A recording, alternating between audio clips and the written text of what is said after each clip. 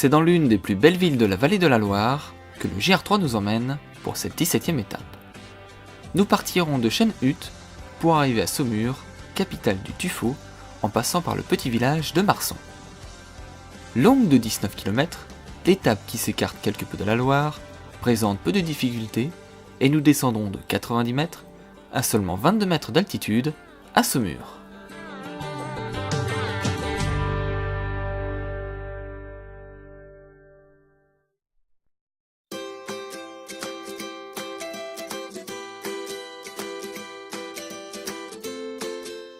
Le soleil se lève sur les bords de Loire, où les montgolfières entament leur voyage, et nous décidons de prendre notre petit déjeuner face à ce magnifique panorama.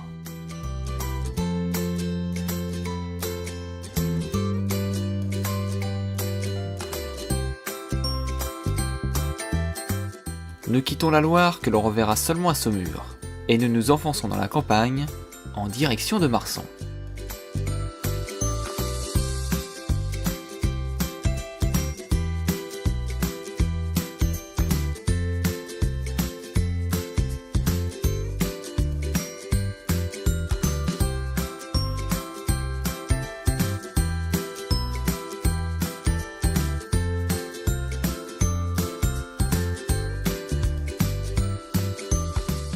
Après avoir déambulé en forêt, nous arrivons au petit village typique de Roux-Marsan.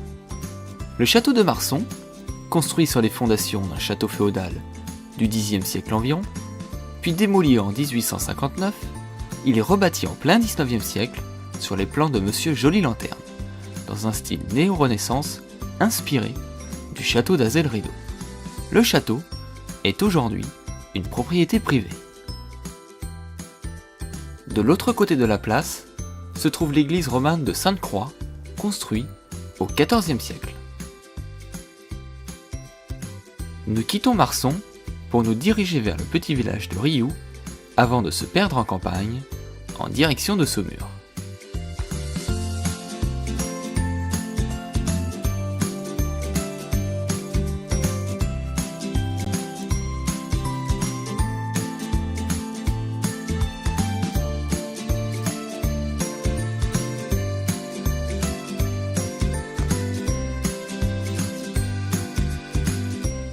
Après avoir traversé la départementale 347, les champs laissent place aux habitations et à la ville.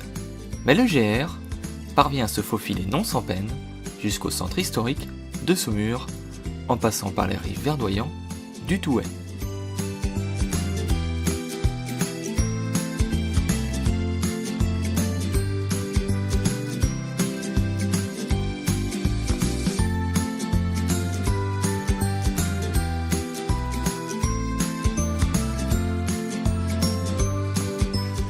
Connu pour son école de cavalerie, son château et ses vins, Saumur est riche de son histoire.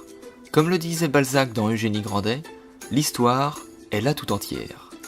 Saumur, à elle seule, ne compte pas moins de 54 monuments classés. La ville, qui a vu naître et grandir Coco Chanel, a su conserver, grâce au tuffeau et à l'ardoise, élégance et harmonie.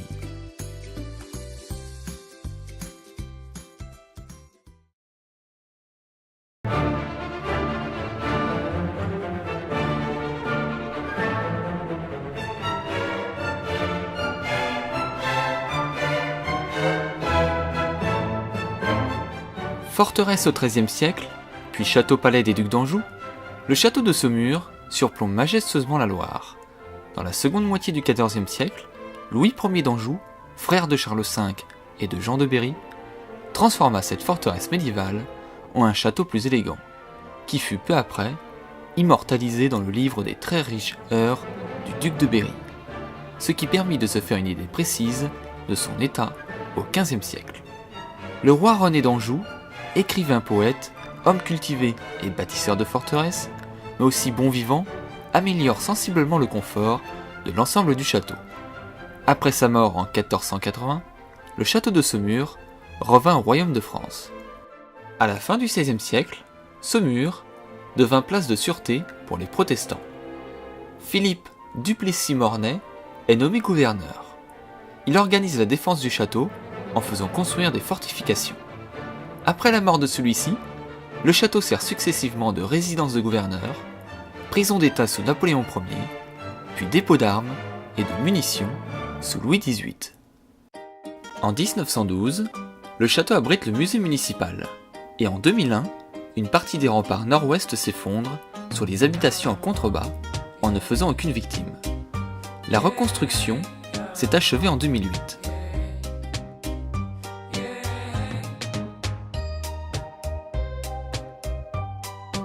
Après avoir joui d'une magnifique vue sur la ville et sur la Loire, nous attrapons notre train sur l'autre rive, à la gare de Saumur.